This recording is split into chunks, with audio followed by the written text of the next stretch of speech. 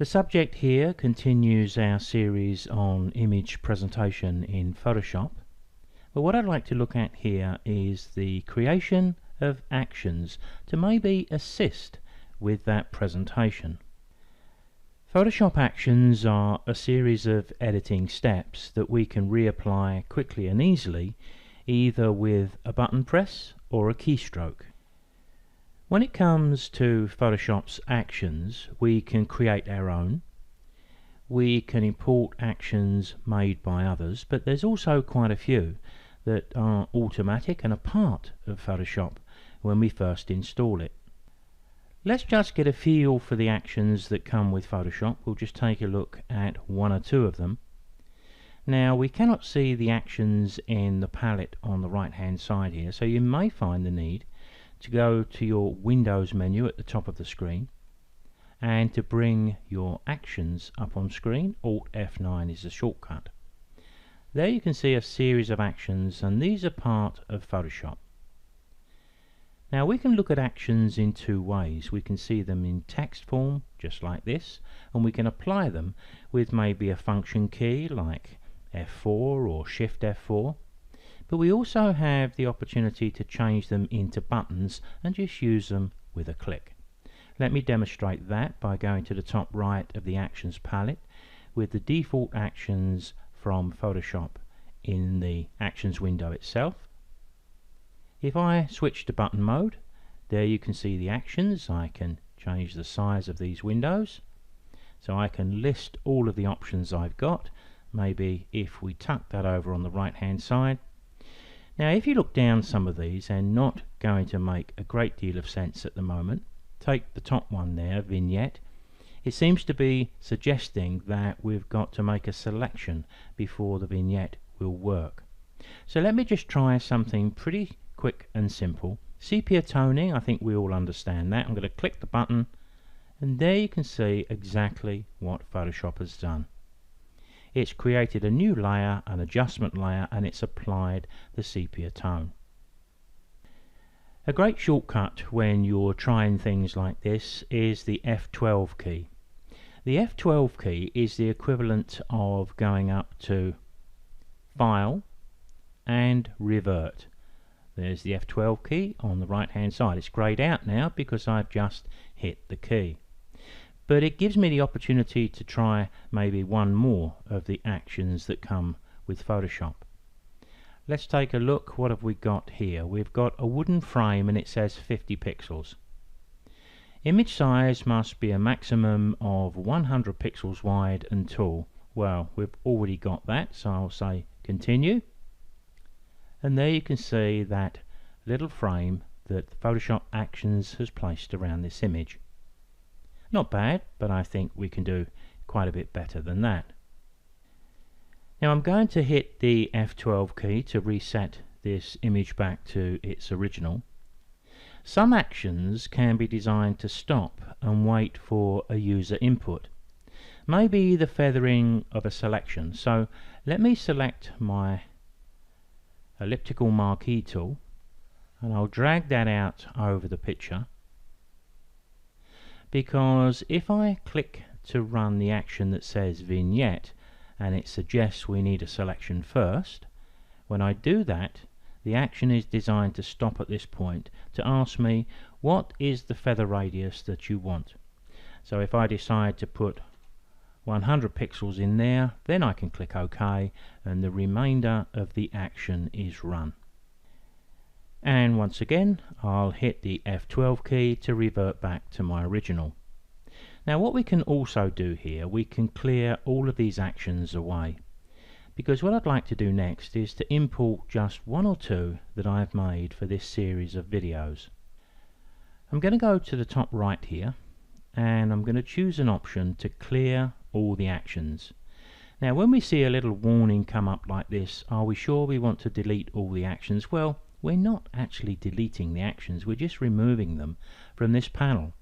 It's quite safe to click OK, because I can go back to the same option and I can replace them, or I can select any of the actions that come with Photoshop from down here.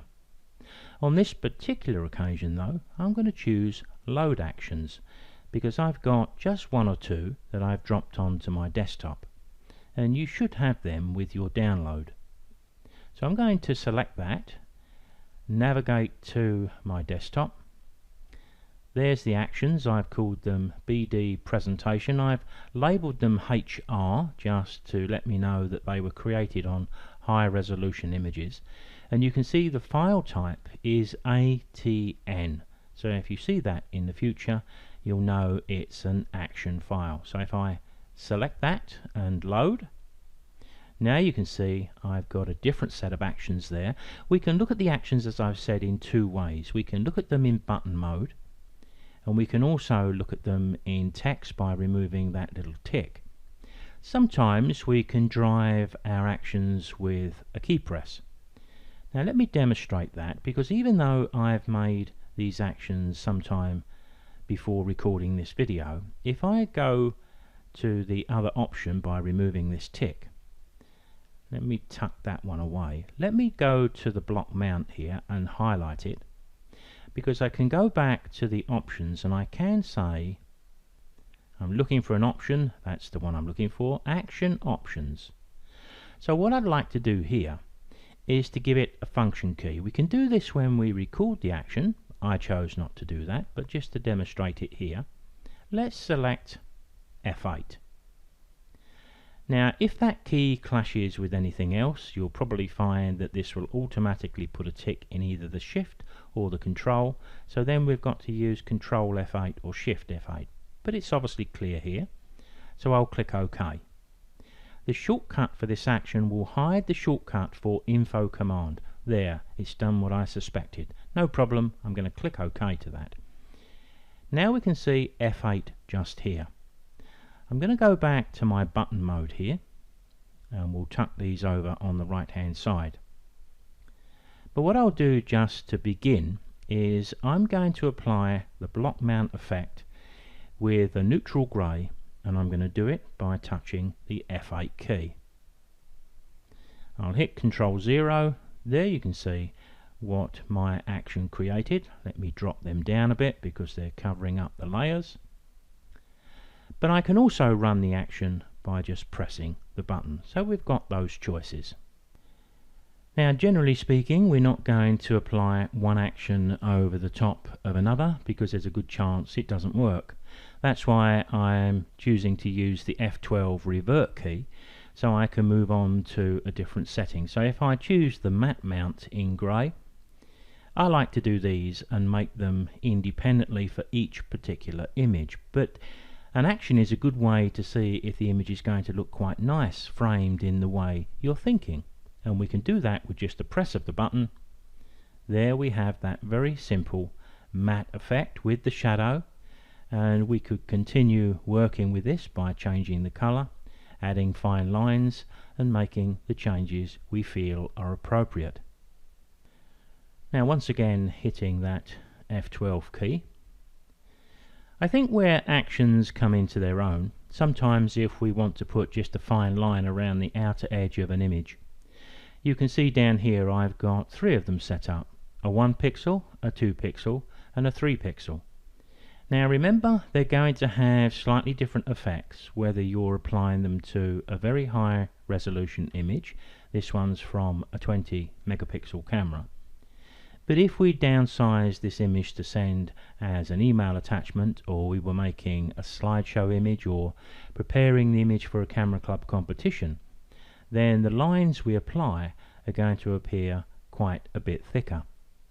But let me start with this image. If I go into the no man's land between the image and the edge of the screen, I can change the background to black, and I'll click on the fine line and apply just a very thin 1 pixel line, and that looks pretty delicate. And this is the one time, by the way, where I can actually add a 2 pixel line over the top of the 1, because it's going to cover it up. I couldn't go from 3 back to 2, so I'll just go straight to the 2 here, and you can see the line thickens up because we've added another pixel. And maybe if we went to 3 pixels with an image of this resolution, it's going to look even better. I'll hit Control 0 and we'll get it slightly larger on screen, and you can see that thin, delicate line we could create with either a button press or maybe a keystroke. We could assign maybe Shift F1, F2, F3, F4, and each one of those could contain a number of pixels to apply to an image. Now, with the spinning round of the screen, I've opened up a lower resolution image. This image is more or less HD size, 1920 1080, the sort of size we may include as an email attachment, the sort of size we may create for a camera club competition. When I add my fine white line here with the action button, you can see it's much stronger on the lower resolution image than it was on the higher one. And if I follow through with the 2 and then finally the 3, well, there we can see quite a bit of difference. But even if we don't use those lines, sometimes we can use actions to dip our toe in the water, test something, see if it works, then we can apply it with a little more finesse. So once again here with the spinning round of the screen, I've opened up another image. I've got 3 other options here. I've got a simple border made in white, black and grey.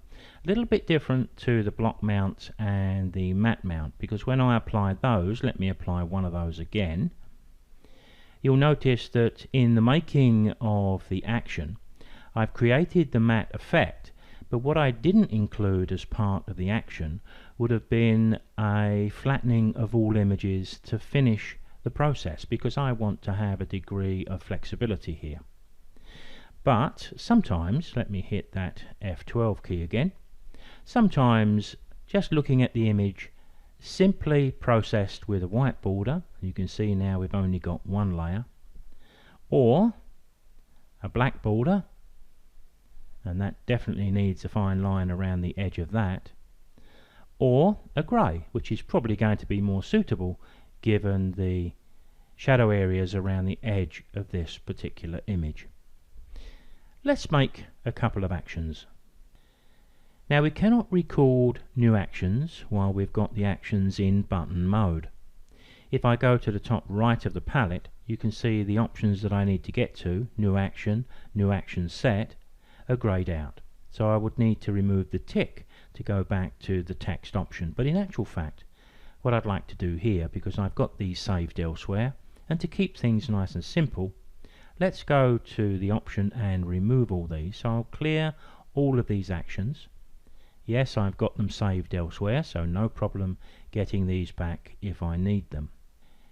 It makes sense to place our actions into sets. If we're creating actions for edge effects, then maybe we would make a presentation set. If we were creating actions for toning of an image, we may make a toning set, and so on. So if we go to the top right, the first thing we can do is say, well, let's make a new set. Let's say we're going to call this presentation. I'm going to put BD because that does identify this as something I've made myself, because the word presentation could crop up elsewhere. When I click OK, there's my set. Now I can create actions within that set.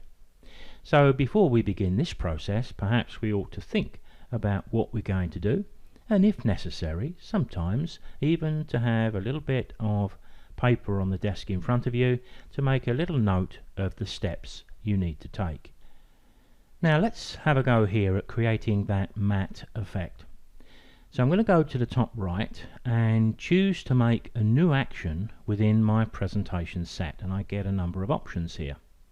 First of all is a name, so I'll call this matte, but I'll also call it 50% grey because that's what I intend to do. You can see the set label here because we could have more than one set in the actions palette. We're not restricted to just one set. I'll apply a function key here. Let's take a look at F10. And if we're going to use it in button mode, this isn't essential, but I could choose a colour as well. When I click record, you can see the record button appears. Now we don't have to rush into doing the steps we need to do. It's not like we've got tape running and we're using up valuable space. all this is going to do is to record each of the steps we make. So we just need to be methodical and think through what we're going to do. If you think about that matte effect, the very first thing was to remove the lock to the right of the layers. So as I do that, there you can see it's got that recorded in the actions there saying set background. The next thing I wanted to do was to add the space around the outer edge. I'm going to go up to my image menu and choose canvas size here. Changing the measurements into percentage, I'm going to put 20% in the width and 30% in the height. I'm using percentage because if I apply this to a high resolution image and a low resolution image, we should get a workable result. So we've got the anchor point set at the default, so we can click OK to that. I'll hit Ctrl 0 so you can see what we've done so far. If you remember the process here, we needed 2 new blank layers. So I'm going to go to my layers palette down at the bottom, and I'm going to click once and twice. I'm going to reselect the image at the bottom, go over to my magic wand, and I'm going to select that edge, back over to the layers to select layer 1, which I'm going to produce as my shadow. Now you can see over there on the left hand side the color picker is set to white. What I'm going to do here is use a different command. I'm going to go to Edit, Fill, and I'm going to fill this with black. Then I need to select the top layer and I need to fill that with 50% grey. So let's go back up, Edit, Fill, and Contents, 50% grey, OK. The next stage is to remove that selection. I can use Ctrl D or I can go to Select, Deselect. Now if you recall, we need to go back to the shadow layer and select it because we need to blur it to create the effect. So up to the filters menu, choosing blur, Gaussian blur. We chose about 50 before. I'll click OK to that. Now at this stage I'm going to stop my action. I'm going to say I've done all I want to do here. But of course I could have continued. I could have added noise to my 50% grey. I could have added a texture. I could have added a fine line around the inner edge. So there's lots of other options that could be open to me when I'm creating an action. But for now, the action's created. Let's drag that over to the right hand side because now we get to the crucial part. We have to test to make sure everything's going to work. Now to try that, I'm going to hit F12, but I have realized I've made a little error here. Now it's not an error you're likely to make. It's one of those odd things that I happen to choose the function key of F10 here for my action, when in actual fact I've already got that assigned to the stopping and starting of the recording that I'm making here as I'm speaking. So I'm going to change that. I'm going to select at the top, go to the top right. I'm going to go to my action options and I'm going to change that to something that's not going to clash with anything else. I'm going to go to F8 and click OK. And yes, I do realize that the shortcut for this action will hide a shortcut for the info command. Well, I never use the info command, so we have no problem. So now we just need to touch that F8 key and test to make sure the action I've recorded is actually going to do what we expect. Well, no problems at all. So we can change this into button mode at any time if we prefer to use it in button mode. So I'll hit the F12 key once again and just click the button. But once we know the function key works, then it's pretty certain the button will work also. Now there are some times when we create an action that we can tell the action to stop at a strategic point if we want to make a change. Let's give that a try with the action we've made here. I'm going to go back to come away from the button mode at the top right. If we come down here to the second fill, the second fill was the 50% grey. I've got a little box over here which I'm going to tick or check. What's going to happen when I run this action is it's going to run the action right the way down until it gets to that point. Then it's going to stop and ask me to make a change. Let's give it a test, first by hitting the F12 key to reset the image, and then I'll use the F8 key. There it's giving me the opportunity to change the colour of that fill before I actually add it. So if I wanted to choose something different, like white for example, I could do so and it would continue with the remainder of the action. Just for a moment, I'm going to go to the actions palette and just tuck that away because I'm just going to set up one more action. I'm going to go back to my presentation set and I'm going to create an action to sepia tone this picture. So I suppose before I do anything else I'd better hit F12 to take it back to its original. So under the presentation set, I'm going to go back to the top right and choose a new action. Let's call this sepia. I'm pretty fussy with the sepia tones that I apply. I don't like them to be too warm or too colourful. I won't worry too much with a function key here. We'll just stay with a button and keep the button colour different to the previous, which was a warm colour. So what I'm going to do here is click record. Now I can apply the sepia tone. Now I can do that in a simple way. I could use adjustment layers. I'm going to do it in the most simple way possible because it's so quick and easy. I really don't need to back away from this. But if I did, then I would use an adjustment layer and I would leave my action in layers so that when it was complete I could make a change. Here I'm going to go to my image menu, top left of the screen, adjustments, hue and saturation. I'm going to tick the colorize box. I'm going to make my hue around about 22. Let's get that out of the way. I'm going to drop the saturation well down to 6 or 7. What I would do is spend quite a bit of time here making sure the sepia tone that I wanted to apply to this image was just about perfect for my needs. Then I would click OK and stop the action. Test it by hitting F12 and we can go back to button mode, press the sepia, and there we have it done instantly. Now once again I'm going to hit F12 to return this back to its original. We've got another way that we can apply actions. They do get quite powerful once we get used to them and think about how we can use them. I've just made a sepia tone.